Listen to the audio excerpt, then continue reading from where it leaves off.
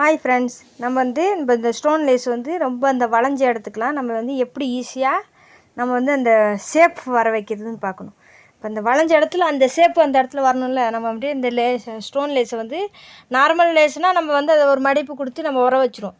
அந்த ஸ்டோன் லேஸில் நம்ம எப்படி இந்த மடிப்பை வர வைக்கிறதுன்னு தான் இந்த வீடியோவில் பார்க்க போகிறோம். முதல்ல நம்ம இந்த பெரிய தையல் வச்சு ஸ்டோன் லேஸை நம்ம அப்படியே சுற்றி வச்சு தைச்சிக்கிட்டே வரலாம். நமக்கு பொறுமையாக தைங்க. ஸ்டோன் லேஸ் தைக்கும் போது பொறுமையாக தைச்சா நமக்கு இந்த ஊசி உடையாமல் நம்ம தைச்சிக்கிட்டு வரலாம். ஊசியும் உடையாது, இந்த ஸ்டோனும் கிராச் ஆகாமல் இருக்கும். இல்லைன்னா அந்த ஸ்டோன் மேலே ஊசி பட்டுச்சுன்னா ஸ்டோனும் உடைய, அந்த லேஸும் வேஸ்ட்டாக போகும்.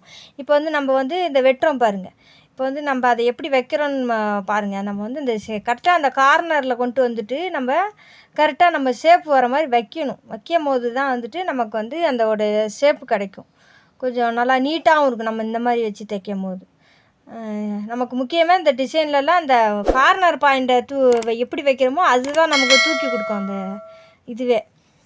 இப்போ நம்ம நார்மலாக நம்ம அப்படியே வளைச்சி எடுத்துகிட்டு போனாக்கா நல்ல ஒரு லுக்கு கிடைக்காது.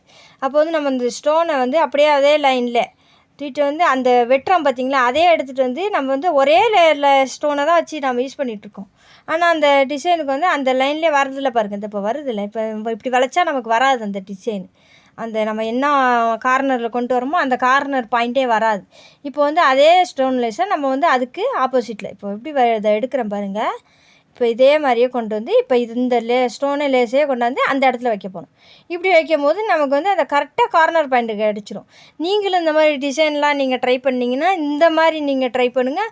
சூப்பர் ஃபினிஷிங் கிடைக்கும். வேலையும் சூப்பர் பக்காவாக இருக்கும். நல்லாயிருக்கும் இந்த மாதிரி தைக்கும் போது. இந்த அழகாக அந்த ஸ்டோனை வச்சு பொறுமையாக தைச்சிக்கிட்டே வரோம். சூப்பராக அந்த ஒரு பார்டரை வச்சு ஒரு லேஸை வச்சு இதை பாருங்க வெட்டிட்டோம். அவ்வளோதான் இதோட ஃபைனல் லுக்கே. இப்போ லேஸை வச்சு நம்மளை கம்ப்ளீட் பண்ணாக்கா நம்மளோட டிசைனு அழகான ஜாக்கெட்டு பாருங்கள். ஃபினிஷிங் நீங்களே பாருங்கள் இந்த வீடியோவில் அந்த ஃபினிஷிங் எப்படி வந்திருக்குன்னு. இந்த வீடியோ பிடிச்சிருந்தா லைக் பண்ணுங்கள், ஷேர் பண்ணுங்கள், கமெண்ட் பண்ணுங்கள், இந்த சப்ஸ்கிரைப் பண்ணுங்கள் ஃப்ரெண்ட்ஸ். வேறு நல்ல வீடியோவில் பார்க்கலாம்.